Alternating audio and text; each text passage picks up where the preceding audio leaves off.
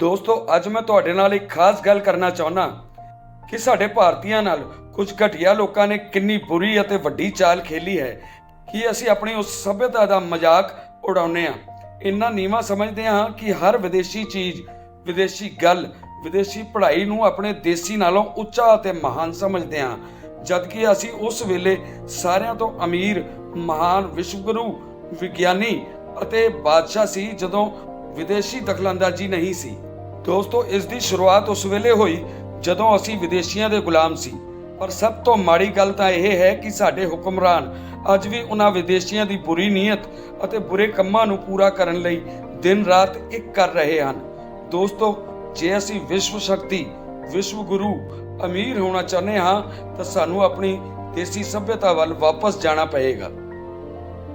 ਦੁਨੀਆ ਦੇ ਮੁੱਖ ਧਰਮਾਂ ਦੇ ਜਨਮ ਦਾ ਇੱਕ ਨਿਸ਼ਚਿਤ ਸਮਾਂ ਗਿਣਿਆ ਜਾਂਦਾ ਹੈ। ਕੋਈ ਧਰਮ 2000 ਸਾਲ ਪਹਿਲਾਂ, ਕੋਈ ਧਰਮ 1500 ਸਾਲ ਪਹਿਲਾਂ ਅਤੇ ਕੋਈ ਹੋਰ ਧਰਮ ਕਿਸੇ ਨਾ ਕਿਸੇ ਹੋਰ ਸਮੇਂ ਹੋਂਦ ਵਿੱਚ ਆਇਆ ਹੋਵੇਗਾ।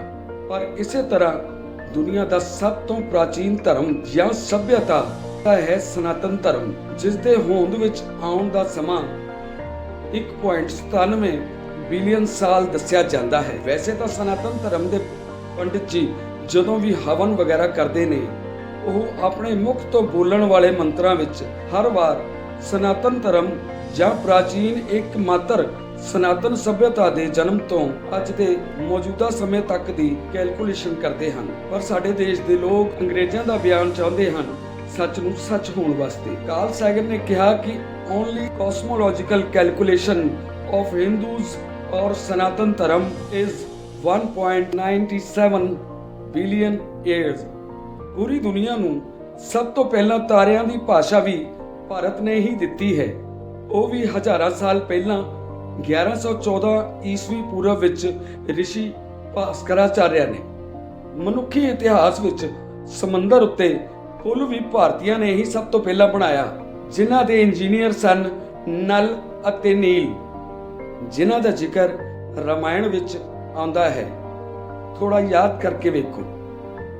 ਦੁਨੀਆ ਵਿੱਚ ਗਣਿਤ ਸਿਰਫ ਸਨਾਤਨ ਧਰਮ ਦੇ ਗ੍ਰੰਥਾਂ ਦਾ ਹਿੱਸਾ ਹੈ।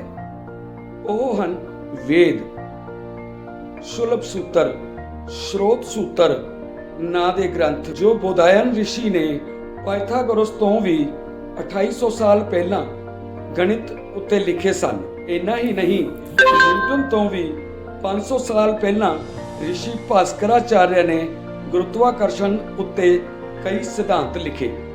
ਪੂਰੀ ਦੁਨੀਆ ਵਿੱਚ ਮਨੁੱਖੀ ਸਰੀਰ ਦੀ ਪੂਰੀ ਜਾਣਕਾਰੀ, ਸਰਜਰੀ ਕਰਨ ਦੇ ਤਰੀਕੇ ਅਤੇ ਔਜ਼ਾਰ ਸਭ ਤੋਂ ਪਹਿਲਾਂ 300 ਤੋਂ 200 ਈਸਵੀ ਪੂਰਵ ਵਿੱਚ ਖੋਜੇ ਗਏ ਅਤੇ ਜਿਨ੍ਹਾਂ ਦੇ ਖੋਜਕਰਤਾ ਮਹਾਰਿਸ਼ੀ ਸੁਸ਼ਰਤ ਨੇ। ਤੇ ਦੋਸਤੋ, ਮਹਾਰਿਸ਼ੀ ਸੁਸ਼ਰਤ ਨੂੰ ਅੱਜ ਕੱਲ੍ਹ ਦੇ ਆਧੁਨਿਕ ਵਿਗਿਆਨੀ ਵੀ ਮੰਨਦੇ ਹਨ। ਆਚਾਰਿਆ ਚਰਕ ਨੇ ਆਯੁਰਵੇਦ ਉੱਤੇ ਕਈ ਸਿਧਾਂਤ 300 ਤੋਂ 200 ਈਸਵੀ ਪੂਰਵ ਵਿੱਚ ਦਿੱਤੇ। ਚਰਕ ਸੰਹਿਤਾ, ਸਰੀਰ ਸ਼ਾਸਤਰ, ਗਰਭ ਸ਼ਾਸਤਰ, ਰਕਤਾਭਿਸਰਣ ਸ਼ਾਸਤਰ ਅਤੇ ਔਸ਼ਧ ਸ਼ਾਸਤਰ ਨਾਂ ਦੇ ਗ੍ਰੰਥ ਪੂਰੀ ਦੁਨੀਆ ਵਿੱਚ ਸਭ ਤੋਂ ਪਹਿਲਾਂ ਲਿਖੇ ਗਏ। ਪੂਰੀ ਦੁਨੀਆ ਵਿੱਚ ਜ਼ੀਰੋ ਦੀ ਖੋਜ ਵੀ ਸਭ ਤੋਂ ਪਹਿਲਾਂ ਹਜ਼ਾਰਾਂ ਸਾਲ ਪਹਿਲਾਂ ਭਾਰਤੀਆਂ ਦੁਆਰਾ ਹੀ ਕੀਤੀ ਗਈ ਸੀ। ਦੋਸਤੋ, 1114 ਵਿੱਚ ਜਨਮੇ ਭਾਸਕਰਾਚਾਰਿਆ ਨੇ ਧਰਤੀ ਤੋਂ ਸੂਰਜ ਤੱਕ ਦੀ ਦੂਰੀ ਹਜ਼ਾਰਾਂ ਸਾਲ ਪਹਿਲਾਂ ਦੱਸੀ ਅਤੇ ਅੱਜ ਤੋਂ 700 ਸਾਲ ਪਹਿਲਾਂ ਲਿਖੀ ਗਈ ਹਨੂਮਾਨ ਚਾਲੀਸਾ ਵਿੱਚ ਵੀ ਇਹ ਦੂਰੀ ਦਰਜ ਹੈ। ਮਾਰਚ ਵਿੱਚ ਹਜ਼ਾਰਾਂ ਸਾਲਾਂ ਤੋਂ ਭਾਰਤੀ ਹੀ ਇੱਕਮਾਤਰ ਧਰਤੀ ਦਾ ਹੀ ਨਹੀਂ ਬਲਕਿ ਯੂਨੀਵਰਸਲ ਹੈਪੀ ਨਿਊ ਈਅਰ ਮਨਾਉਂਦੇ ਹਨ। ਸੂਰਜ ਗ੍ਰਹਿਣ ਕਿਵੇਂ ਲੱਗਦਾ ਹੈ, ਇਸ ਦੀ ਖੋਜ ਵੀ ਸਭ ਤੋਂ ਪਹਿਲਾਂ ਭਾਰਤੀਆਂ ਦੁਆਰਾ ਹੀ ਕੀਤੀ ਗਈ ਅਤੇ ਭਗਵਾਨ ਵਿਸ਼ਨੂੰ ਦੁਆਰਾ ਲਿੱਤੇ ਗਏ 10 ਅਵਤਾਰਾਂ ਤੋਂ ਸਾਨੂੰ ਜੀਵਾਂ ਦੀ ਉਤਪਤੀ ਅਤੇ ਵਿਕਾਸ ਦਾ ਪਤਾ ਚੱਲਦਾ ਹੈ ਅਤੇ ਸੂਰਜ ਦੇ ਆਲੇ ਦੁਆਲੇ ਘੁੰਮਦੇ 9 ਗ੍ਰਹਿਆਂ ਦੀ ਖੋਜ ਵੀ ਭਾਰਤੀਆਂ ਨੇ ਹੀ ਕੀਤੀ। ਸੂਰਜ ਦੇ 7 ਘੋੜਿਆਂ ਦਾ ਮਤਲਬ ਹੈ ਸੂਰਜ ਦੇ 7 ਰੰਗ। ਇਸ ਦੀ ਵੀ ਖੋਜ ਸਭ ਤੋਂ ਪਹਿਲਾਂ ਭਾਰਤੀਆਂ ਨੇ ਹੀ ਕੀਤੀ। ਮੰਗਲ ਧਰਤੀ ਦਾ ਹਿੱਸਾ ਹੈ ਜਾਂ ਮੰਗਲ ਧਰਤੀ ਦਾ ਪੁੱਤਰ ਹੈ, ਇਹ ਵੀ ਖੋਜ ਭਾਰਤੀਆਂ ਦੁਆਰਾ ਹੀ ਕੀਤੀ ਗਈ। ਸਨਾਤਨ ਧਰਮ ਦੇ ਪੰਡਤ ਜੀ ਹਰ ਰੋਜ਼ ਆਪਣੇ ਮੰਤਰਾਂ ਵਿੱਚ ਮੰਗਲ ਨੂੰ ਭੂਮੀ ਸੁੱਤ ਦੱਸਦੇ ਹਨ, ਜਿਸ ਦਾ ਮਤਲਬ ਹੈ ਭੂਮੀ ਦਾ ਪੁੱਤਰ। ਤੇ ਦੋਸਤੋ ਧਰਤੀ ਗੋਲ ਹੈ, ਇਸ ਦਾ ਵੀ ਸਭ ਤੋਂ ਪਹਿਲਾਂ ਪਤਾ ਭਾਰਤੀਆਂ ਨੂੰ ਹੀ ਚੱਲਿਆ, ਕਿਉਂਕਿ ਭਾਰਤੀ ਗ੍ਰੰਥਾਂ ਵਿੱਚ ਤੁਸੀਂ ਭੂਗੋਲ ਸ਼ਬਦ ਬਾਰ-ਬਾਰ ਆਉਂਦਾ ਹੈ, ਉਸ ਨੂੰ ਤੁਸੀਂ ਪੜ੍ਹ ਸਕਦੇ ਹੋ। ਮਨੁੱਖ ਦੁਆਰਾ ਬਣਾਈ ਜਾਣ ਵਾਲੀ ਬਰਫ਼ ਦਾ ਅਵਿਸ਼ਕਾਰ ਵੀ ਸਭ ਤੋਂ ਪਹਿਲਾਂ 6ਵੀਂ ਸ਼ਤਾਬਦੀ ਵਿੱਚ ਸਮਰਾਟ ਹਰਸ਼ਵਰਧਨ ਦੇ ਸਮੇਂ ਵਿੱਚ ਹੋਇਆ ਸੀ। ਸਮਰਾਟ ਹਰਸ਼ਵਰਧਨ ਸਮਰਾਟ ਹੋਣ ਦੇ ਨਾਲ-ਨਾਲ ਇੱਕ ਮਹਾਨ ਵਿਗਿਆਨਕ ਵੀ ਸਨ। ਸਮਰਾਟ ਹਰਸ਼ਵਰਧਨ ਬਾਰੇ ਲਿਖੀ ਗਈ ਪੁਸਤਕ ਹਰਸ਼ਚਰਿਤਰਮ ਵਿੱਚ ਬਰਫ਼ ਬਣਾਉਣ ਦਾ ਜ਼ਿਕਰ ਬੜੀ ਹੀ ਬਖੂਬੀ ਕੀਤਾ ਗਿਆ ਹੈ। ਅੰਗਰੇਜ਼ਾਂ ਦੁਆਰਾ ਇਹ ਬਰਫ਼ 18ਵੀਂ ਸਦੀ ਵਿੱਚ ਬਣਾਈ ਗਈ, ਪਰ ਅੰਗਰੇਜ਼ਾਂ ਤੋਂ ਵੀ 1000 ਸਾਲ ਪਹਿਲਾਂ ਇਹ ਕਾਰਨਾਮਾ ਵੀ ਭਾਰਤੀਆਂ ਨੇ ਹੀ ਕਰ ਦਿੱਤਾ ਸੀ। ਸਨ ਅਤੇ ਮੂੰਜ ਦੋਵੇਂ ਘਾਹ ਹਨ, ਜਿਨ੍ਹਾਂ ਤੋਂ ਅਕਸਰ ਰੱਸੀ ਤਿਆਰ ਕੀਤੀ ਜਾਂਦੀ ਹੈ। ਪ੍ਰਾਚੀਨ ਚੀਨੀ ਗ੍ਰੰਥਾਂ ਵਿੱਚ ਇੱਕ ਬੜੀ ਹੀ ਦਿਲਚਸਪ ਗੱਲ ਦਰਜ ਹੈ ਕਿ ਚੀਨੀਆਂ ਨੇ ਕਾਗਜ਼ ਸਭ ਤੋਂ ਪਹਿਲਾਂ ਭਾਰਤੀਆਂ ਕੋਲੋਂ ਬਣਾਉਣਾ ਸਿੱਖਿਆ, ਜੋ ਕਿ ਸਨ ਅਤੇ ਮੂੰਜ ਨਾਂ ਦੀ ਘਾਹ ਤੋਂ ਤਿਆਰ ਕੀਤਾ ਜਾਂਦਾ ਸੀ। ਦੋਸਤੋ 2000 ਸਾਲ ਪਹਿਲਾਂ ਬੋਧੀ ਧਰਮ ਨਾਂ ਦੇ ਇੱਕ ਸੰਨਿਆਸੀ ਦੁਆਰਾ ਚੀਨੀਆਂ ਨੂੰ ਕੁੰਗ-ਫੂ ਜਾਂ ਮਾਰਸ਼ਲ ਆਰਟ ਸਿਖਾਇਆ ਗਿਆ ਸੀ। ਦੋਸਤੋ ਅੰਦਾਜ਼ਾ ਇਹ ਦੱਸਿਆ ਜਾਂਦਾ ਹੈ ਕਿ ਬੋਧੀ ਧਰਮ ਤੋਂ ਵੀ ਕਾਫੀ ਪਹਿਲਾਂ ਇਹ ਕਲਾ ਦੱਖਣ ਦੇ ਕੇਰਲ ਵਿੱਚ ਮਸ਼ਹੂਰ ਸੀ ਅਤੇ ਅੱਜ ਵੀ ਇਸ ਕਲਾ ਨੂੰ ਕਲਰੀਪੱਟਮ ਦੇ ਨਾਂ ਨਾਲ ਜਾਣਿਆ ਜਾਂਦਾ ਹੈ। ਤੁਸੀਂ ਕੀ ਸਮਝਦੇ ਹੋ, ਜਿਨ੍ਹਾਂ ਲੋਕਾਂ ਨੇ ਸਭ ਤੋਂ ਪਹਿਲਾਂ ਡਰਾਈ ਬੈਟਰੀ ਦੀ ਖੋਜ ਅਤੇ ਨਿਰਮਾਣ ਕੀਤਾ ਸੀ, ਕੀ ਉਹ ਇਲੈਕਟ੍ਰਿਸਿਟੀ ਬਾਰੇ ਨਹੀਂ ਜਾਣਦੇ ਹੋਣਗੇ? ਡਰਾਈ ਬੈਟਰੀ ਡਾਇਰੈਕਟ ਕਰੰਟ ਦਾ ਰੂਪ ਹੈ ਅਤੇ ਅੱਜ-ਕੱਲ੍ਹ ਅਲਟਰਨੇਟਿਵ ਕਰੰਟ ਦਾ ਪ੍ਰਯੋਗ ਕੀਤਾ ਜਾਂਦਾ ਹੈ।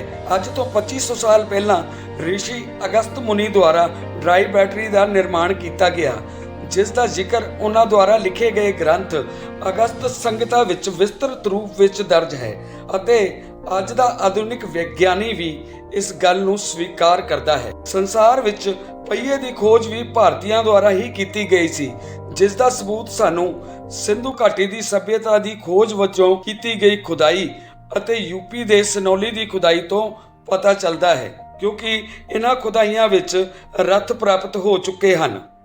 ਤੇ ਦੋਸਤੋ ਇਸ ਦਾ ਸਮਾਂ ਤਕਰੀਬਨ 4000 ਤੋਂ 6000 ਸਾਲ ਪਹਿਲਾਂ ਮੰਨਿਆ ਜਾਂਦਾ ਹੈ। ਸਿੱਕਾ ਜਾਂ ਕੋਇਨ ਵੀ ਭਾਰਤੀਆਂ ਨੇ ਹੀ ਤਿਆਰ ਕੀਤੇ ਸਨ, ਇਸ ਦਾ ਵੀ ਪਤਾ ਸਾਨੂੰ ਇਹਨਾਂ ਸਥਾਨਾਂ ਤੋਂ ਹੀ ਚੱਲਦਾ ਹੈ।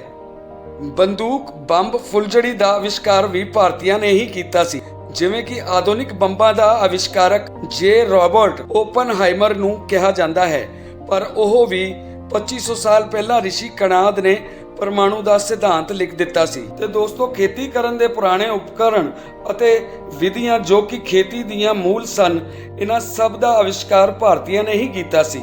ਸਿਰਫ ਇਹੋ ਨਹੀਂ, ਪਸ਼ੂਆਂ ਦੇ ਮਲ ਮੂਤਰ ਤੋਂ ਖਾਦ ਅਤੇ ਕੀੜੇ ਮਾਰ ਦਵਾਈਆਂ ਦਾ ਵੀ ਅਵਿਸ਼ਕਾਰ ਭਾਰਤੀਆਂ ਨੇ ਹੀ ਕੀਤਾ। ਅੱਜ ਤੋਂ 2500 ਸਾਲ ਪਹਿਲਾਂ ਵਿਮਾਨ ਅਰਥਾਤ ਹਵਾਈ ਜਹਾਜ਼ ਜਾਂ ਸਪੇਸ ਕਰਾਫਟ ਬਣਾਉਣ ਦੀ 500 ਤੋਂ ਵੀ ਵੱਧ ਵਿਧੀਆਂ ਰਿਸ਼ੀ ਭਾਰਦਵਾਜ ਦੁਆਰਾ ਲਿਖੇ ਗਏ ਗ੍ਰੰਥ ਵਿਮਾਨ ਸ਼ਾਸਤਰ ਵਿੱਚ ਦਰਜ ਹਨ, ਜਿਨ੍ਹਾਂ ਦਾ ਕਈਆਂ ਨੇ ਅੱਜ ਦੇ ਸਮੇਂ ਵਿੱਚ ਮਾਡਲ ਵੀ ਤਿਆਰ ਕੀਤਾ ਹੈ, ਜੋ 100% ਐਰੋਨੌਟਿਕਲ ਹੈ, ਜਿਸ ਤੋਂ ਸਾਬਤ ਹੁੰਦਾ ਹੈ ਕਿ ਹਵਾਈ ਜਹਾਜ਼ ਦਾ ਨਿਰਮਾਣ ਵੀ ਸਭ ਤੋਂ ਪਹਿਲਾਂ ਭਾਰਤੀਆਂ ਨੇ ਹੀ ਕੀਤਾ ਸੀ। ਯੋਗ ਅਤੇ ਆਯੁਰਵਿਗਿਆਨ ਦਾ ਜਨਕ ਵੀ ਭਾਰਤ ਹੀ ਹੈ, ਜਿਸ ਬਾਰੇ ਪਤੰਜਲੀ ਨੇ 195 ਤੋਂ 142 ਈਸਵੀ ਪੂਰਵ ਵਿੱਚ ਕਈ ਗ੍ਰੰਥਾਂ ਦੀ ਰਚਨਾ ਕੀਤੀ। ਪਤੰਜਲੀ ਰਿਸ਼ੀ ਪੁਸ਼ਯਮਿੱਤਰ ਸ਼ੁੰਗ ਦੇ ਸਮਕਾਲੀਨ ਸਨ। ਬੁੱਧ ਧਰਮ ਤੋਂ ਬਾਅਦ ਭਾਰਤ ਵਿੱਚ ਸਨਾਤਨ ਧਰਮ ਨੂੰ ਫੇਰ ਤੋਂ ਪੂਰੀ ਤਾਕਤ ਵਜੋਂ ਸਥਾਪਿਤ ਕਰਨ ਵਿੱਚ ਪੁਸ਼ਯਮਿੱਤਰ ਸ਼ੁੰਗ ਦਾ ਬਹੁਤ ਵੱਡਾ ਯੋਗਦਾਨ ਹੈ।